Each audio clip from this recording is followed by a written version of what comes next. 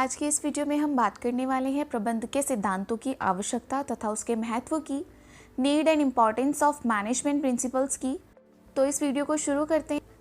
प्रबंध के सिद्धांत प्रबंधकों के लिए अति महत्वपूर्ण हैं। उनके लिए ये सिद्धांत पथ प्रदर्शक या लैंप पोस्ट का कार्य करते हैं। जो प्रबंध के सिद्धांत हैं वो प्रबंधकों के लिए बहुत ज़्यादा इम्पॉर्टेंट होते हैं, महत्वपूर्ण होते हैं, और उनके लिए यह सिद्धांत जो भी होते हैं वो पथ प्रदर्शक का कार्य या फिर लैंप पोस्ट का कार्य करते हैं। पथ प्रदर्शक मतलब एक गाइड के रूप में उनका कार्य करते हैं। इन्हीं के आधार पर वे अपने प्रबंध के कार्य को करने की कोशिश करते हैं। किसके आधार पर? प्रबंध के सिद्धांत के आधार पर वो अपने प्रबंध के कार्य को क्या करते हैं? करने की कोशिश करते हैं। प्रबंधकों के जीवन में इनका अत्यधिक महत्व होता है। इसीलिए टेरी ने यहाँ तक लिखा है कि सिविल इंजीनियर के लिए जो महत्व सामग्री शक्ति सारणी का है वही महत्व प्रबंध सिद्धांतों का एक प्रबंध के लिए होता है। जो जॉर्ज आर टेरी हैं उन्होंने अपने डेफिनेशन में लिखा है कि जो सिविल इंजीनियर के लिए एक प्रकार से महत्व सामग्री है शक्ति सारणी, यानी table of strength of material, तो वैसे ही प्रबंध के लिए भी प्रबंध के सिद्धांतों का जो एक महत्व है वो बहुत ज़्यादा है, उनके लिए वो बहुत ज़्यादा उपयोगी है। प्रबंध के सिद्धांतों का महत्व निम्नलिखित कारणों से होता है। नंबर 1, कार्यकुशलता में वृद्धि, इंक्रीज एफिशिएंसी। नंबर 2, प्रशिक्षण में सुविधा, फैसिलिटीज ट्रेनिंग। एंड नंबर 3, प्रबंधकीय शोध में रुचि, interest in managerial research. Number 4, सामाजिक उद्देश्यों की पूर्ति, fulfills of social objectives. And number 5, भौतिक एवं मानवीय संसाधनों में समन्वय, coordination between physical and human resources. Number 6, प्रबंधकीय कार्यों का समुचित निष्पादन, proper performance of managerial functions. Number 7, जटिल समस्याओं के समाधान में योगदान, helps in solving complex problems. इन पॉइंट्स के बारे में डिटेल में जानेंगे। बात करते हैं पॉइंट नंबर 1 की, कार्यकुशलता में वृद्धि, इंक्रीजेज एफिशिएंसी। प्रोफेसर कुन्स और ओडोनिल के अनुसार प्रबंध के सिद्धांतों से निश्चित ही प्रबंधकीय कार्यकुशलता में सुधार होता है। जो प्रबंध के सिद्धांत हैं उनका उपयोग करने से निश्चित ही जो भी प्रबंधकीय कार्य हैं उनकी जो कुशलता है उसमें सुधार होगा। वास्तव में जब प्रबंधक को प्रबंध के सिद्धांतों की जानकारी होती है तो वह अधिक अच्छी तरह से संस्था की समस्याओं का समाधान ढूंढ सकता है।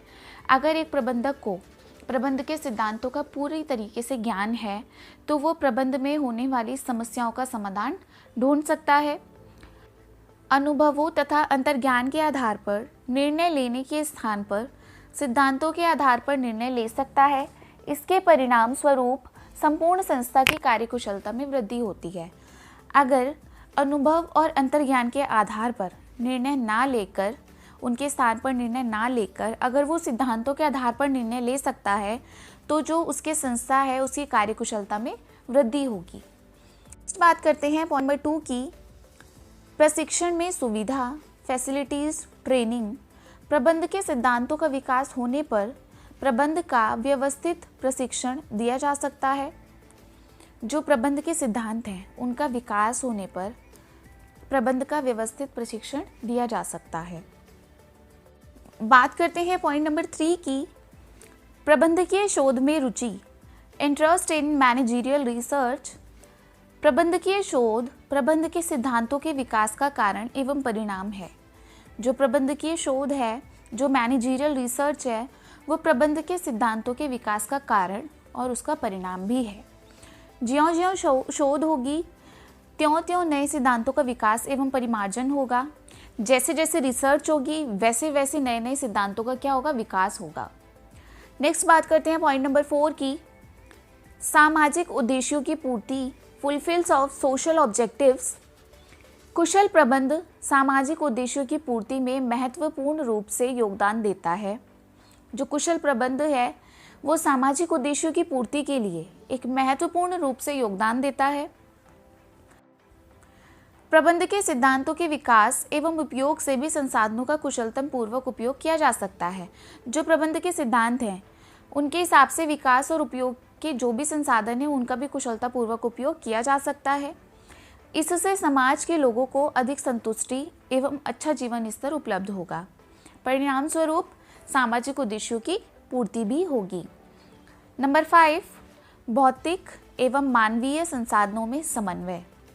Coordination between physical and human resources. प्रबंध के सिद्धांत संस्था के उद्देश्य एवं लक्ष्य को प्राप्त करने के लिए भौतिक तथा मानवीय संसाधनों में समन्वय स्थापित करने में महत्वपूर्ण भूमिका निभाते हैं। जो प्रबंध के सिद्धांत हैं वो संस्था के उद्देश्य और लक्ष्य को प्राप्त करने के लिए भौतिक तथा मानवीय संसाधनों में कोऑर्डिनेशन को स्थापित करते हैं और कोऑर्डिनेशन को स्थापित करने में अपनी क्या करते हैं, महत्वपूर्ण भूमिका निभाते हैं। कौन निभाते हैं? भौतिक साधन और मानवीय साधन। यह सिद्धांत उपलब्ध सीमित संसाधनों का अनुकूलतम उपयोग संभव बनाते हैं।